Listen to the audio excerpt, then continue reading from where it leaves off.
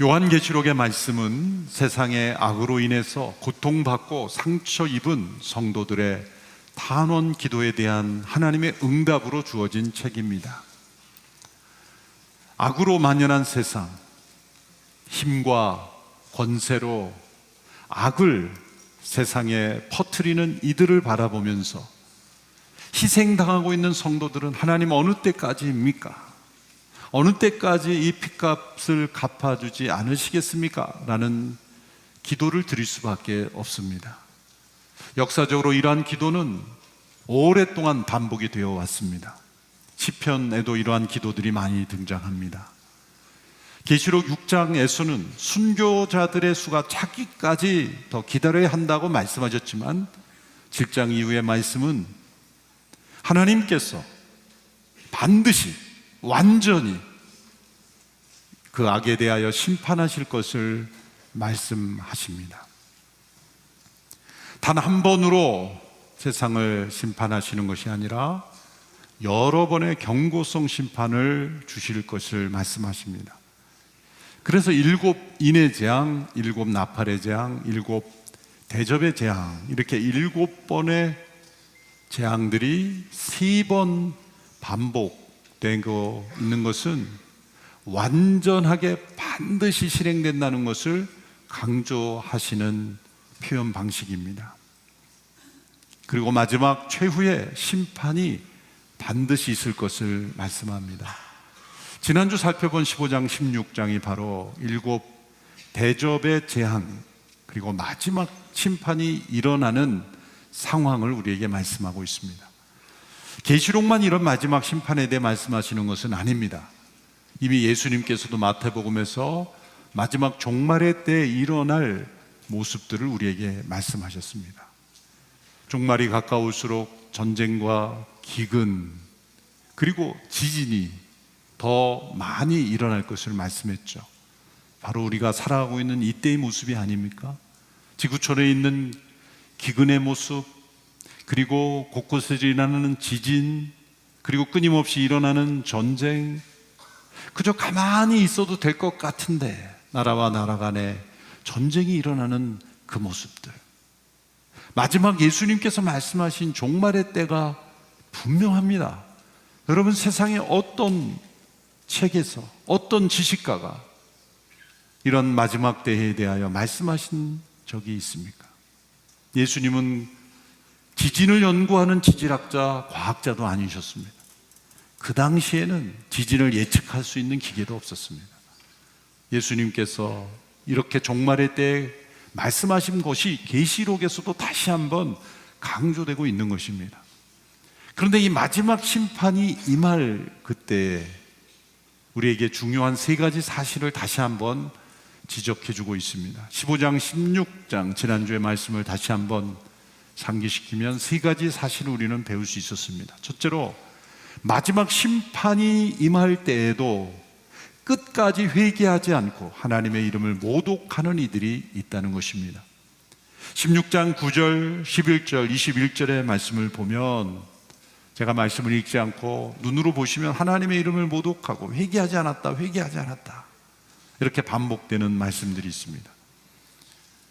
경고성 심판은 무시하는 것은 그저 당연한 것으로 여기고, 마지막 심판이 임하는 때에도 회개하지 않는다는 겁니다.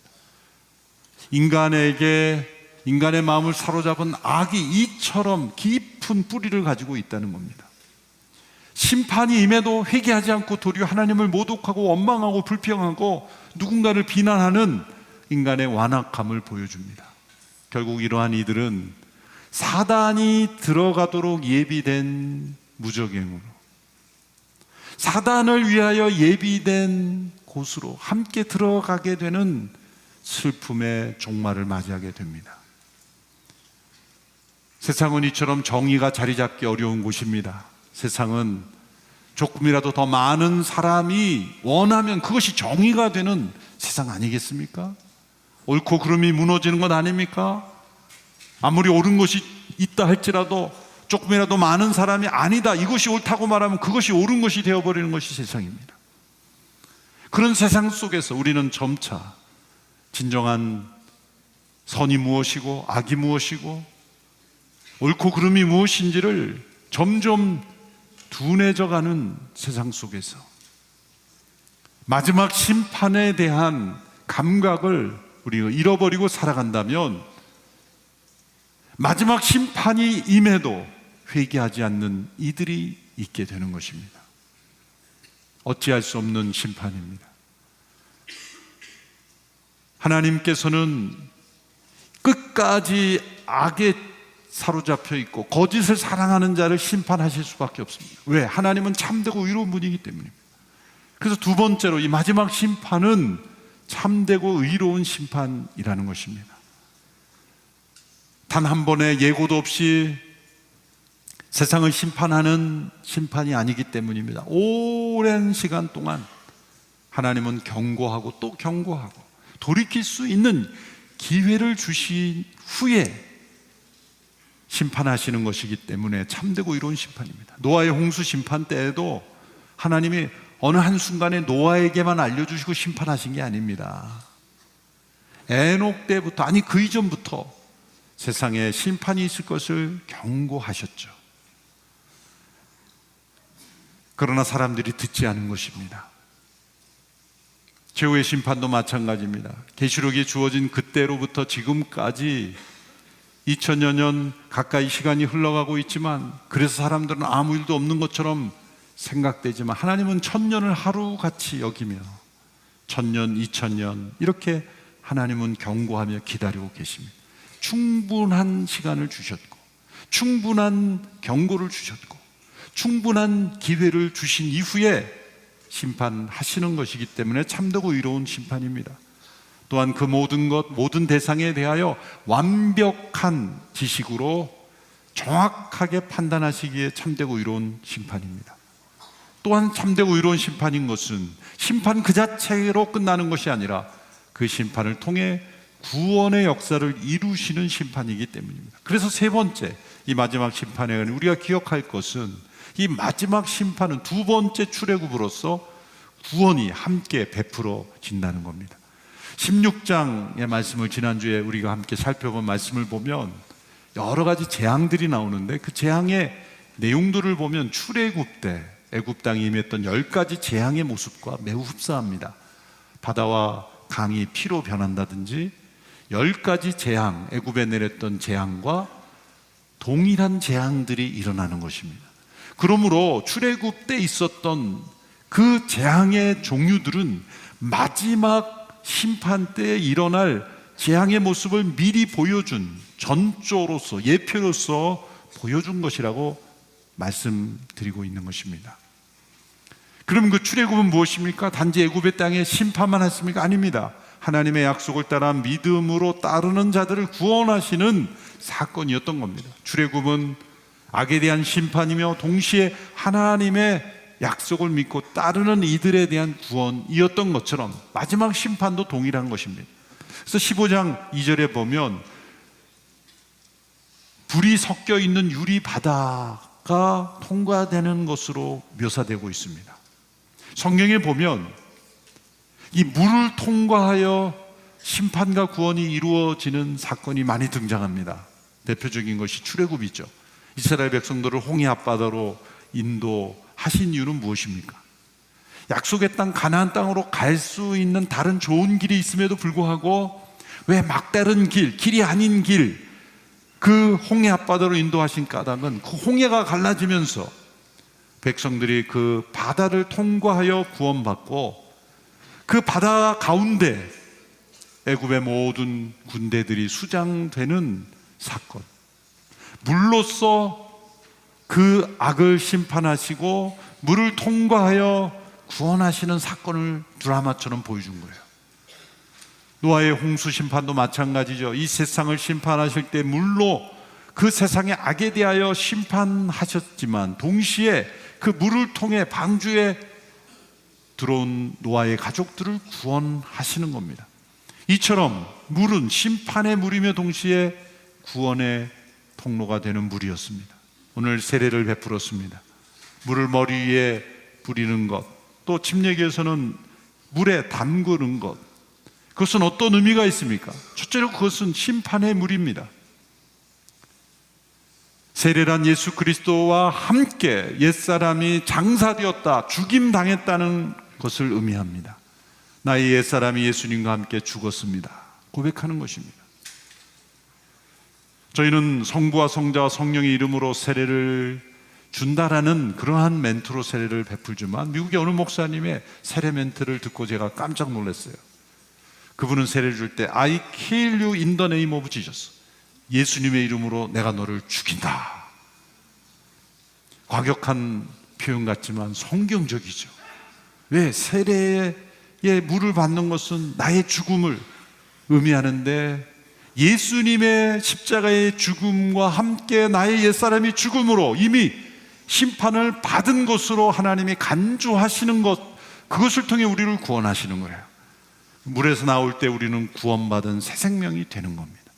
그래서 세례의 물도 죽음, 심판의 물이요 동시에 구원의 물인 것입니다. 이처럼 최후의 심판은 두 번째 출애굽으로서 우리 모든 하나님의 진노를 받아 마땅한 이들이 그리스도의 십자가로 인하여 이미 심판을 받은 자로서 구원받고 유월절 어린 양 되신 예수 그리스도로 우리가 구원받고 변화되고 새 생명으로 살아가는 것, 그것이 마지막 심판을 통과하면서 우리에게 일어나는 것입니다. 이제 17장, 18장에서는 그 심판의 대상이 누구인가를 우리에게 설명하고 있습니다. 17장에서는 큰 창녀라는 이미지, 한 여인의 이미지로 설명하고 18장에서는 큰 도성 바벨론, 한 도시의 이미지로 설명합니다. 그런데 사실 이 두 가지는 같은 것을 다른 각도에서 설명하는 것입니다. 먼저 17장 1절 2절의 말씀을 우리 같이 한 목소리로 읽겠습니다. 시작. 7 대접을 가진 7 천사 가운데 하나가 와서 내게 말했습니다. 이리로 오너라. 많은 물 위에 앉아있는 큰 장녀가 받을 심판을 내게 보여주겠다. 땅의 왕들이 그녀와 더불어 음행했고 땅에 거하는 사람들도 그녀의 음행의 포도주로 인해 취했다. 이 여인은 하나님을 모독하는 이름들로 가득한 붉은 짐승을 타고 있습니다. 손에는 가증하고 불결한 것으로 가득한 금잔이 있었고 이마에는 땅에 가증한 것들의 엄이라는 이름이 쓰여 있습니다. 이 여인은 취해 있었는데 성도들의 피와 예수님의 증인들의 피로 취해 있었다. 예수님을 믿는 성도들을 많이 죽였기에 그 피로 취해 있었다라는 표현을 쓰는 것입니다.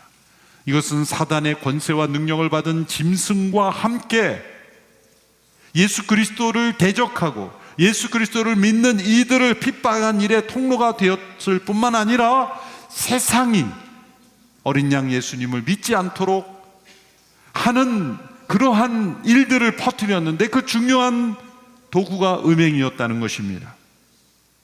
그것은 우상을 숭배하는 일이었습니다. 여러분, 이 세상의 우상 숭배가 성경의 구약에서는 언제나 음행으로 표현됩니다. 마땅히 섬겨야 될 대상, 우리가 예배 드려야 될 그 하나님을 예배하지 않고 우상을 만드는 것은 영적 음행이기 때문이죠. 그래서 구약의 모든 예언은 우상 숭배는 곧 음행이라고 지적하고 있는데 실제로 이방의 우상 숭배들은 다 음란과 연결이 되어 있고 성적 타락과 연결이 다 되어 있기도 합니다. 구약에 있었던 많은 우상들은 다 한결같이 이런 성적 타락, 음란과 연결이 되어 있기도 하는 것입니다. 그래서 큰 창녀라는 이미지로 설명하고 있는 것입니다. 사탄은 언제나 성적 타락을 이용해서 우리 인생의 거짓말을 우리에게 심겨주고 있습니다. 성은 얼마나 소중한 신성한 것입니까? 그런데 쾌락의 도구로 바꿔버리고, 사랑은 얼마나 소중한 선물입니까? 그런데 돈으로 주고 받고 살 수 있는 것이라고 그렇게 속이는 것이고, 그렇게 성적 타락을 통해 세상을, 하나님을 대적하는 세상으로, 어린 양을 따르지 못하게 하는 세상으로 만듭니다. 그러나 어린 양을 따르는 이들은 결코 패배하지 않는다, 승리할 것이다 라고 말씀하고 있습니다. 14절의 말씀이죠. 함께 읽겠습니다. 시작. 그들은 어린 양을 대적해 싸울 것이나 어린 양이 그들을 이길 것이다. 이는 그가 만주의 주시며 만왕의 왕이시기 때문이다.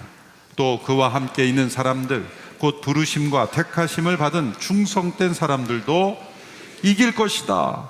어린 양을 대적해 싸우는 이들이 사단이 짐승에게 권세를 부여하고 또 그 짐승과 함께 이 큰 창녀로 비유되는 이 세력이 사람들을 패배케 하려고 영적 음행을 통해 또 실제로 성적 타락을 통해 우상을 숭배하게 하지만 어린 양을 따르는 이들은 이길 것이다.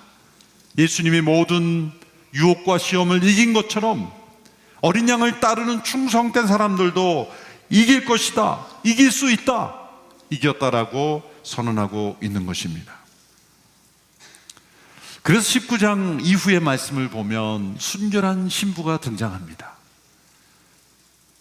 최후의 심판이 대상이 되는 이를 큰 창녀라는 한 여인의 이미지로 비유했지만 19장 이하에서는 그리스도의 정결한 신부가 등장합니다. 이 두 여인이 대조되고 있는 것입니다. 잠언 1장에서 9장까지 미련한 여인과 지혜로운 여인이 대조되는 것처럼 이렇게 큰 창녀와 그리고 그리스도의 순결한 신부가 대조되고 있는 것이죠. 여러분, 이 두 여인은 우리가 인생을 걸어가는 두 가지 길을 보여주고 있는 것입니다. 하나님을 대적하며 이 타락한 문화에 동조하며 휩쓸려 살아가는 인생인가, 아니면 하나님을 두려워하며 경외하며 정결과 순결을 지키며 그리스도의 신부로 살아가는가, 두 가지의 갈래길. 큰 창녀에게 속한 인생은 멸망의 길이요 심판의 대상이지만 정결한 신부에 속한 인생은 19장 이후에 하나님께서 예비하신 영원한 생명을 누리게 되는 것입니다. 17장 후반부에 보면 결국 이 큰 창녀는 짐승에게 죽임을 당합니다. 멸망당합니다. 악은 결코 생명을 살릴 수 없습니다. 죽일 뿐입니다. 질서를 만들 수도 없고 보존할 수도 없습니다. 무너뜨릴 뿐입니다. 결코 악은 세상에서 승리하지 못합니다. 잠시 어떤 권세와 힘으로 승리하는 것처럼 보이지만 하나님은 분명히 말씀하십니다. 세상의 악은 영원하지 않을 것이다. 반드시 패배할 것이다. 하나님께서 승리하신 것처럼, 어린 양이 승리하신 것처럼 어린 양을 따르는 이들이 승리할 것이라고 말씀하고 있습니다. 이제 큰 창녀로 불리우는 여인은 18장에 들어서 큰 도성 바벨론이다 이렇게 설명을 합니다. 18절의 말씀을 함께 읽습니다. 시작.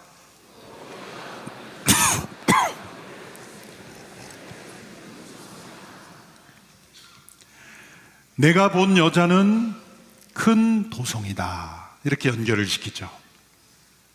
해설을 해주시는 겁니다. 17장에서는 한 여인의 관점에서 지금 설명하는 것이고, 또 18장에서는 다른 스케일로 큰 도성 바벨론이라는 도시로서 설명하고 있는 겁니다. 이 둘이 연결될 수 있는 것은 당시 세계에서 도시들은 여성으로 상징되었던 세계이기 때문입니다. 그럼 여기서 큰 도성 바벨론은 구약시대의 바벨론만을 의미하는 것일까요? 맞습니다만은 또 그 바벨론만 의미하는 것은 아니라 계시록에서 의미하고 있는 이 큰 도성은 로마입니다. 로마는 당시의 아시아의 도시들 가운데서 황제를 신으로 숭배하도록 강요했던 큰 창녀였다는 것이죠. 이것이 로마라는 증거는 19장 9절에 보면 이 여인이 7 산 위에 앉아있다 그런 표현이 나옵니다. 실제 그 당시 로마는 7 언덕 위에 있었다는 것이 여러 로마 시대 문헌이나 또 로마 시대 동전이나 그 시대에 있었던 축제들의 이름을 통해 나타납니다. 세프티몬티움이라는 라틴어 로마 시대 축제는 7 언덕이라는 뜻입니다. 로마를 바벨론으로 비유한 이유는 무엇일까요? 그것은 바벨론이 그 시대의 악한 영향력을 그들이 지배했던 세상에 퍼뜨린 것처럼 로마도 자신들이 닦아놓은 길, 자신들의 법치 이런 걸 통해서 세속 역사가들은 긍정적인 면으로 로마의 어떤 위대함으로 묘사하지만 결국 그들이 쌓아놓은 위대한 제국의 터전 위에 그 최고봉이 뭐였습니까? 로마 황제를 신으로 숭배하게 한 것입니다. 그들이 길을 닦고 법을 다뤄서 결국 창조주 하나님을 예배하고 그리고 하나님을 영화롭게 하는 나라가 되었더라면 좋았을 텐데, 자신들을 신으로 숭배하게 하는 그 결정적인 것이, 성경에서는 그 로마는 큰 도성 바벨론이었고 그리고 큰 창녀였다, 이렇게 심판의 대상이 되었다는 것을 말씀하고 있습니다. 이 로마 제국의 모습과 고대 바벨론 제국의 모습이 맞춤처럼 그대로 들어맞는다는 것이죠. 그러면 로마 시대의 그 로마만 큰 도성 바벨론인가? 그렇지 않습니다. 오늘 이 시대에도 그런 바벨론은 존재하고 앞으로도 존재할 수 있는 것입니다. 그러나 그것은 하나님의 심판이 대상이 된다는 것이죠. 18장에서 그 큰 도성 바벨론이 무너진 것에 대한 슬픔의 탄식들이 울려 퍼지고 있습니다. 시간이 없어 읽지는 않겠지만 2절, 10절, 16절, 17절, 19절, 9절, 9절마다 이 큰 재앙으로 인해 바벨론이 무너지되 한순간에 순식간에 멸망해 버렸다는 탄식이 울려 퍼집니다. 여러분, 로마 제국이 멸망할 때 수백 년에 걸쳐서 멸망했습니까? 그렇지 않습니다. 한 제국이 쌓아지기까지는 수십 년의 시간이 걸릴지 모르지만 멸망하는 것은 한순간입니다. 고대의 모든 제국들이 그랬습니다. 왜 그렇습니까? 스스로 높아진 교만, 자신을 절대화하고 신성시하고 그 통치자를 신으로 숭배하게 하는 우상 숭배의 절정에 이르렀을 때 하나님은 반드시 심판하시기 때문입니다. 그러면 이제 우리는 어떻게 해야 할 것인가에 대하여 오늘 말씀에서 두 가지로 명령하며 교훈하고 계십니다. 첫째, 그 도성에서 나오라. 4절의 말씀을 함께 읽겠습니다. 시작. 그때 나는 하늘에서 다른 음성을 들었습니다. 그 음성은 이렇게 말했습니다.